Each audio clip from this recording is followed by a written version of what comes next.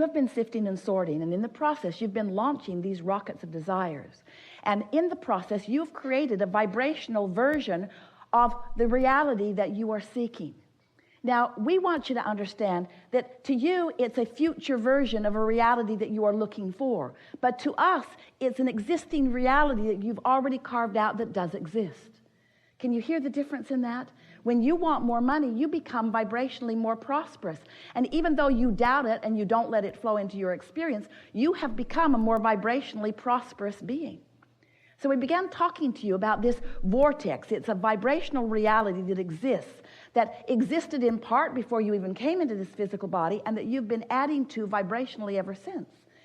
And so for a while, we talked about it for quite a while with you. We wrote a whole book about getting into the vortex, being a vibrational match to the vibrational reality that is you.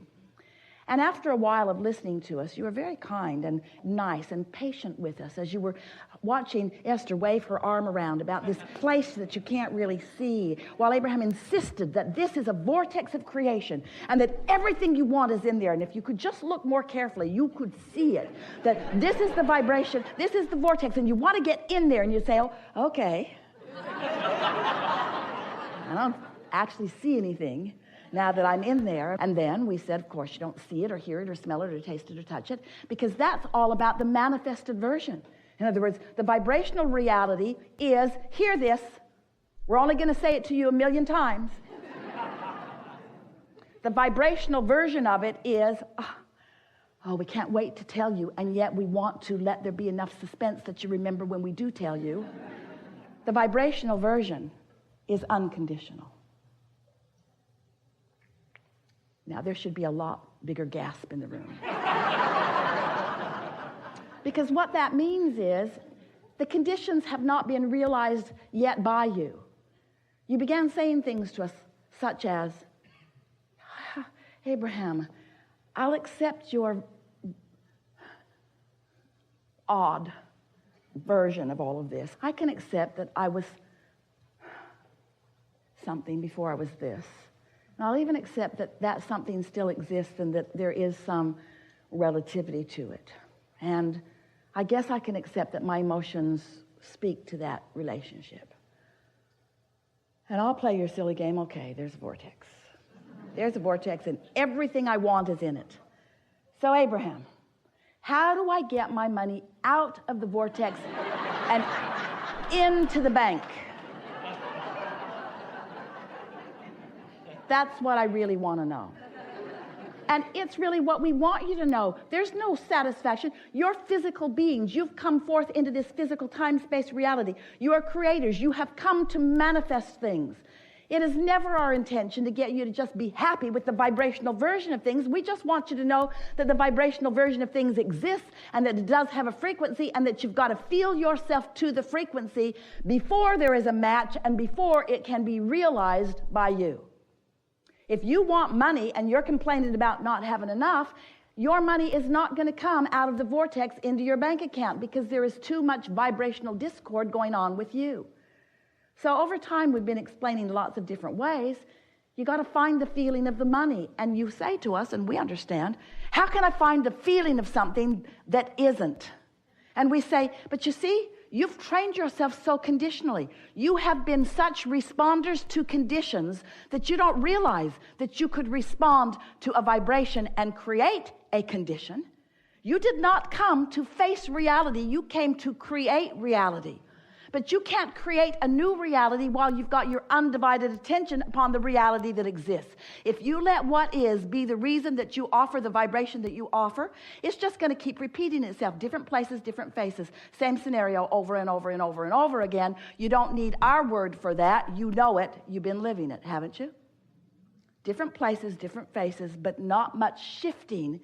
If you just keep looking at what is and talking about what is and joining groups that also are agreeing about what is, as you keep talking about what is and how much you don't like what is and how long you've been living what is that you don't want to live what is, and how many others are living the same what is that you don't want, and how somebody else should do something about changing the condition about what is so that you could just observe what is and feel better. And we say, give it up.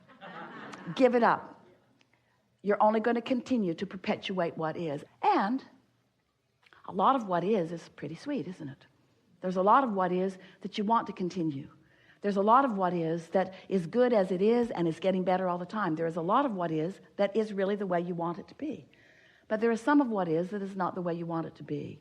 And those things, you've got to get your attention off of the what isness of them and onto the vibrational essence of what you are seeking. So in your physical format, have you run across the concept or the notion of unconditional love? Been hearing it. A lot of people talk about it. Hardly anybody gets it. Most think that unconditional love means look at a condition that is horrible and love it.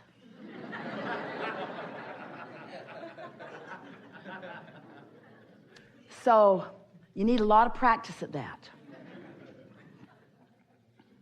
But you can't look at unwanted and be a vibrational match to wanted, so you're never able to accomplish that. That's what makes you want to define things and explain things.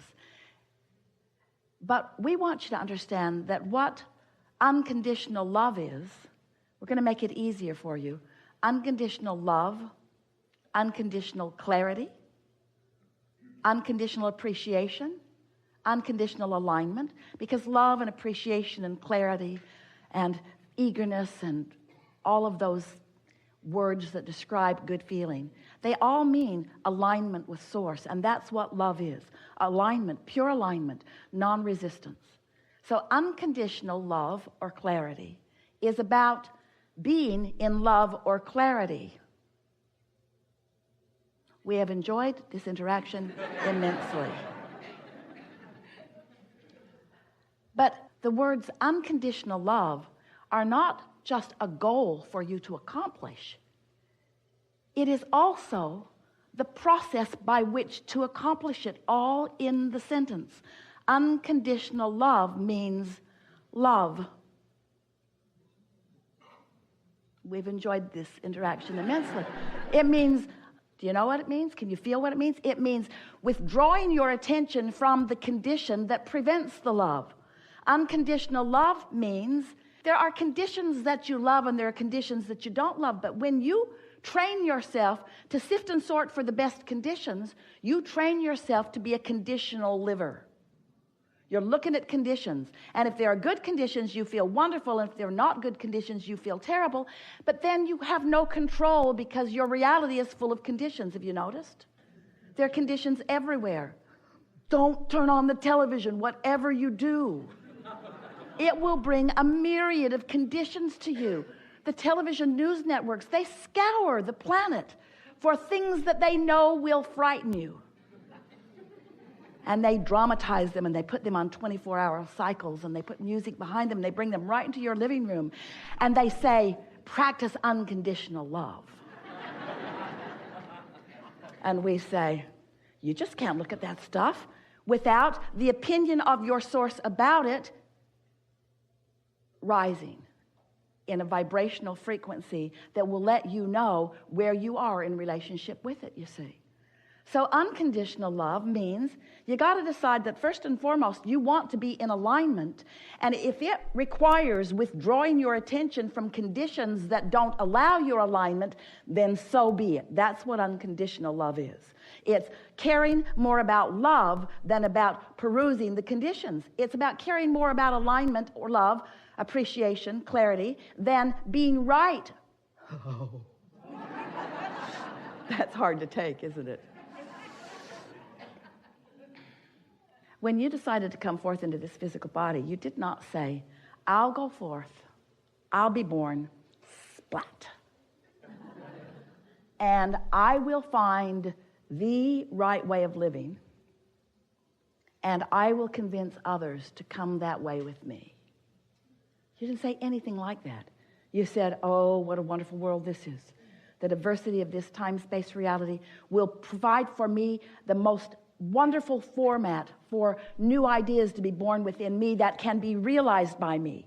Not new ideas that can be born within me that I will then take everyone else by the hand and show them the error of their ways and the rightness of my ways. Not one of you said that. You were aligned with Source then. But then you get here and you don't feel so good, and your assumption is that the reason that you don't feel good is because that condition makes you feel bad. So then you set out to change a condition that you have no control over, and then you get defeated, and then you become so judgmental about the way others live. Those far from you, those in masses, and those up close to you. You know, I felt a lot better before you said that to me. You shouldn't have said that to me. You should not have said that to me. I was happy before you said that to me. But now you've said that to me. I'll never forget that you've said that to me. I'm going to use the fact that you said that to me as my reason to be miserable for the rest of my life. Oh, don't try to take it back now. It's too late. You can't take it back. My misery is my own. You're laughing, but you do it every day. Felt a lot better before that happened. If this condition were different than it is, then I would feel better. Maybe so. But if your feeling better is contingent upon that condition changing right before your eyes, you're in deep doo-doo. Because there is a momentum to all things. Things don't just happen. There is a momentum about them. Law of attraction and momentum are the same word. Law of attraction says that which is likened to itself is drawn. So when you give your attention to something, you activate a vibration within you about it, and things like that then are coming to you. And once you cross the 17-second mark, you've got some momentum going. Once you are 17 seconds, and you cross the 68-second mark, you've got enough momentum going that without a conscious decision about it, it's going to take off for a little while until you sleep. And the nice thing about sleeping is when you sleep, momentum stops. You can pick it right up, and usually do the next day, but you don't have to.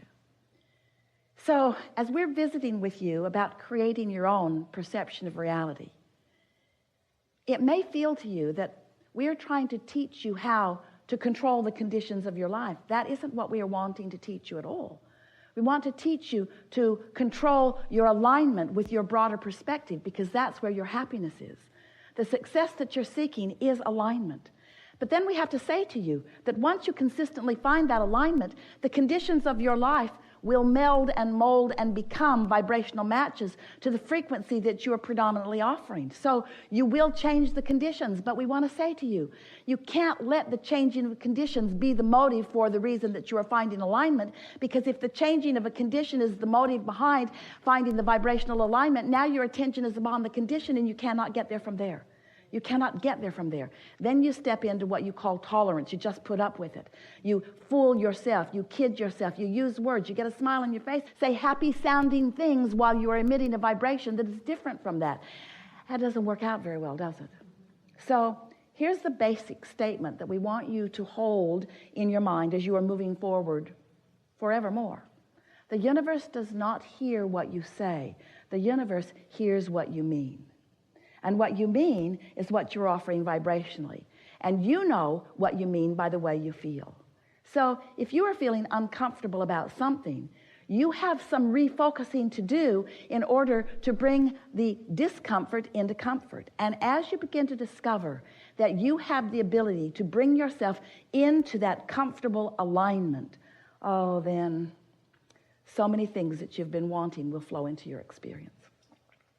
We have enjoyed this interaction more than these words can explain to you.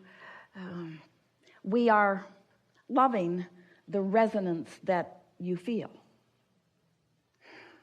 It feels good to feel the alignment with who you are, doesn't it? And you are as close to unconditional awareness of life as you have ever been. You'll feel more. When we analyze, focus on, pay attention to religious or governmental documents, there have been so many, there is a predominant quest that is at the basis of all of those revolutionary documents. And every one of those documents was a revolution against something. Think about it.